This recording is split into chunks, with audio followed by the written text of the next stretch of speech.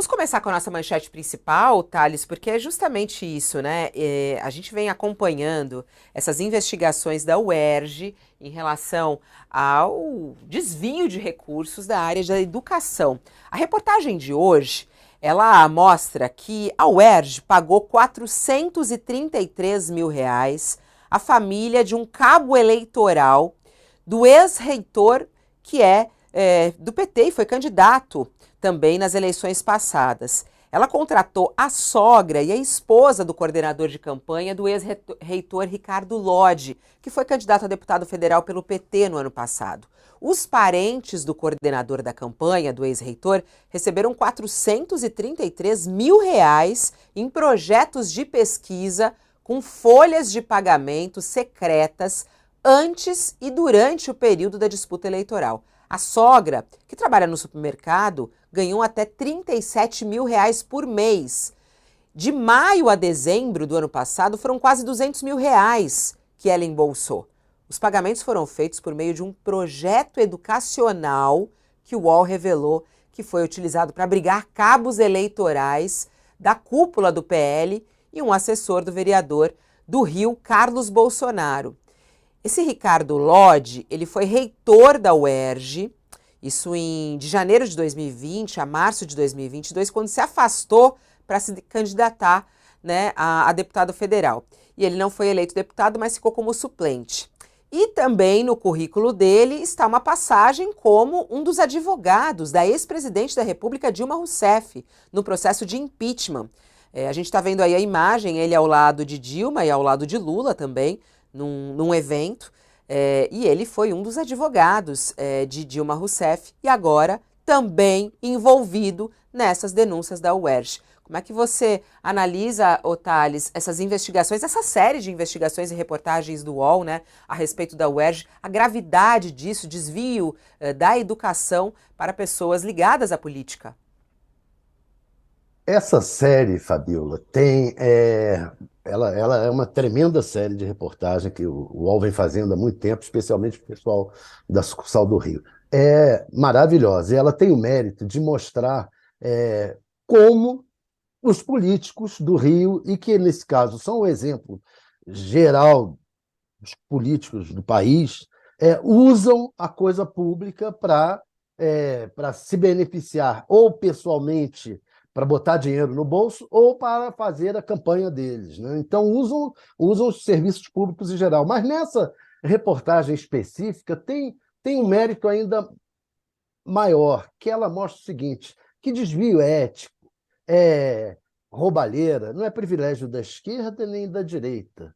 Tem ligação, porque esse pessoal da UERJ, esses desvios eram com o PL, que é um partido de direita, mas esse reitor foi candidato pelo PT, partido de esquerda. Tem a ver com poder e com a falta de vigilância sobre o excesso de poder. Se você não tiver uma vigilância constante sobre os poderosos, eles fazem isso. Eles desviam, sejam de esquerda, de direita, de cima, de baixo. Essa senhora, com 30, a sogra do cabo eleitoral do reitor, ela ganhava 37 mil por mês, e era uma repositora de supermercado e continua sendo repositora de supermercado. Ou seja, se ela ganhasse 37 mil por mês mesmo, ela continuaria trabalhando como repositora de supermercado para ganhar 3 mil reais? Provavelmente não, né? Então tem coisa aí que não está explicado de jeito nenhum, de jeito nenhum. Enfim, não é privilégio de esquerda nem de direita. É uma questão de poder. Isso é muito interessante que você puxou por esse lado da política, da esquerda e da direita, porque chamou muita atenção, né? Na reportagem passada eram aliados de Carlos Bolsonaro, né? Vereador do Rio de Janeiro. Agora, alguém que foi próximo a Dilma Rousseff, foi advogado. E claro que essas denúncias vão se aproximando a essas pessoas mais fortes na política. Como é que você vê isso, Deise? Quer dizer, nomes fortes da política que são próximos a essas pessoas que desviam. Que responsabilidade essas pessoas podem vir a ter ou não? Fabiola, eu vou me permitir aqui falar de um livro para vocês. Vocês lembram quando teve o atentado ao Charlie Hebdo?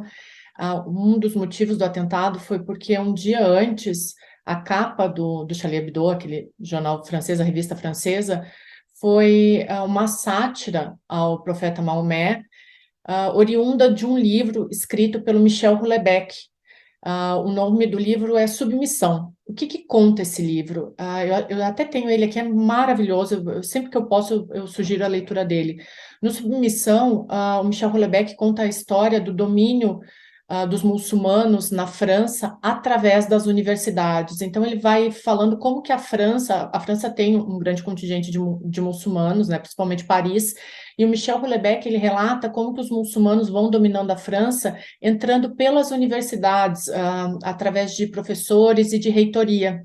Por que que eu estou falando isso? Porque esse aparelhamento das universidades brasileiras, e essa matéria do UOL, ela é maravilhosa, porque esse aparelhamento das universidades brasileiras, além dele ser extremamente prejudicial para a sociedade, ele mostra justamente isso que o Thales estava falando, é o poder pelo poder, mas também é o poder para se disseminar pela sociedade. Que local melhor para tu politizar as pessoas do que através de uma universidade, do que através das escolas. É tudo aquilo que a gente luta contra, né? A gente está sempre falando que a escola ela tem que ser um lugar idôneo, a graduação ela tem que ser um lugar idôneo, mas quando a gente vê esse tipo de matéria e que elas são essenciais, a gente percebe que a gente está perdendo a linha da coisa, a gente está perdendo o tino, né? E isso é extremamente prejudicial para a sociedade. Eu não conheço esse tipo de modus operandi em outras universidades, mas eu sou um fruto de 15, 20 anos em universidade, fazendo mestrado, doutorado, e existe um aparelhamento político, não nesse nível que o UOL está mostrando, mas assim, isso, eu acho que as pessoas têm que ter noção do quanto esse aparelhamento político em universidades é extremamente prejudicial para a sociedade. A gente já viu a UERJ se envolvendo, através do UOL, né, as matérias do UOL, a gente viu a UERJ se envolvendo com o PL de Bolsonaro, agora com o ex-reitor petista. Essas investigações elas têm que continuar. Eu espero que o UOL tenha fôlego para continuar com essas denúncias, porque isso é uma das coisas mais perigosas para a sociedade. Aparelhamento de universidades, não só no Brasil, quanto em qualquer lugar do mundo, é uma das coisas mais perigosas que podem acontecer numa sociedade, porque ela tira o poder do aluno de ter discernimento em relação ao universo. Isso não pode acontecer. Isso é um perigo.